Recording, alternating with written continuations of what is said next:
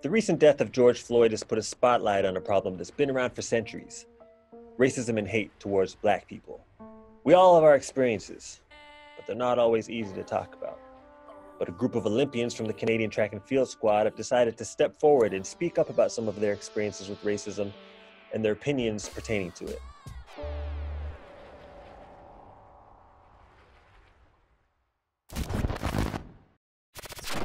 Talking openly about Black issues is never easy. Not only is it difficult, but there's usually some repercussions. On top of that, it's uncomfortable, not only for the people speaking, but also for the people on the receiving end.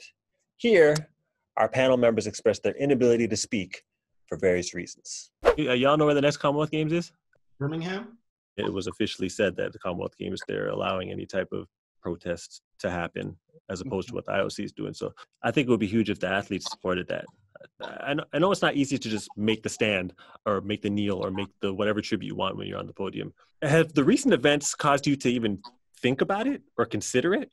I think it's a good opportunity to show solidarity in a time like this, because it's been a while since we've had like the world's attention, and whether you were unaware or you didn't understand or you didn't realize things were such a big deal, I think like you're recognizing it now. So in order to get the people who can make the changes to listen, I don't see how it can be a bad thing.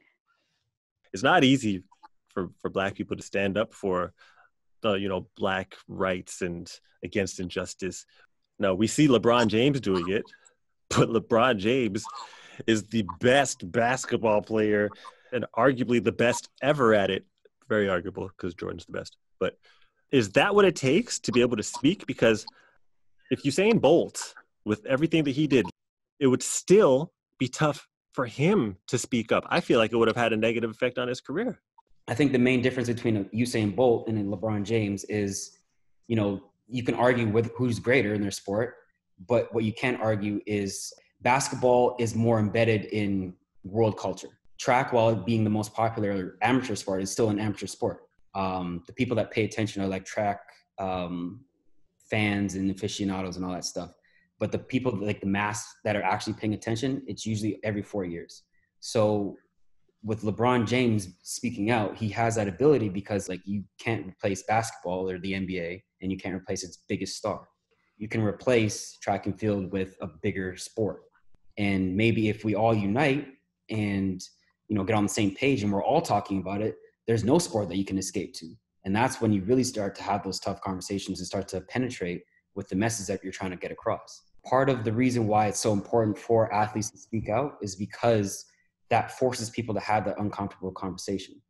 I don't know if you guys know who John Boyega is. British actor, the main Black character in the last Star Wars movie. And he's been going off. Hate racists with a passion. Some people took offense to it when in actuality it's more in defense of what's happening. I don't know how you could like racists, but whatever. He expressed what he said, and he's speaking out a lot, despite the fact that he may not get any acting gigs anymore. I saw a rally he was at, and he was screaming at the top of his lungs. Every Black person in here remembered when another person reminded you that you were Black. I need you guys to understand. I need you to understand how painful this is. I need you to understand how painful it is to be reminded every day that your race means nothing. And that isn't the case anymore. There is never the case anymore.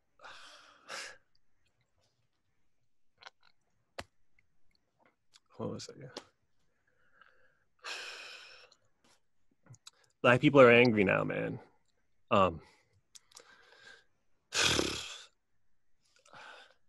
Enough is enough.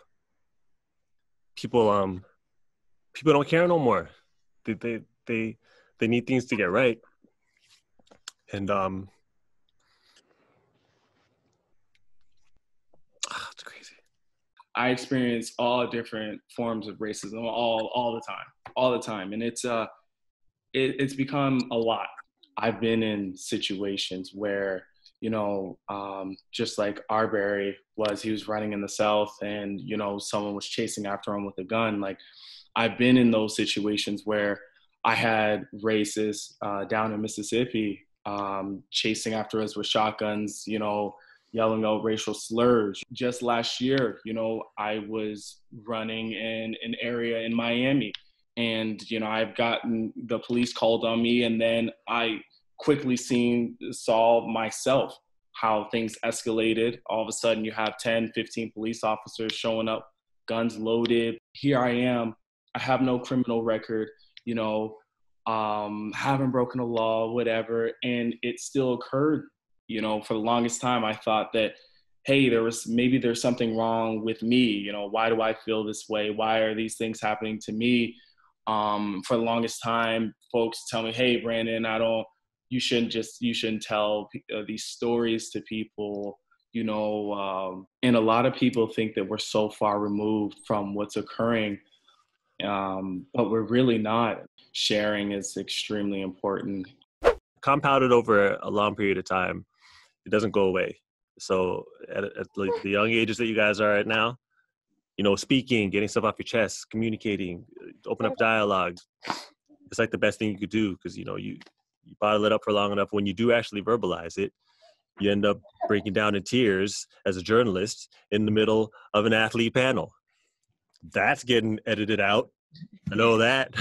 If you're about telling the story the right way, then you have to leave in your emotional part. Oh, leave me alone. What are you talking about? I don't even remember that. What are you even talking about?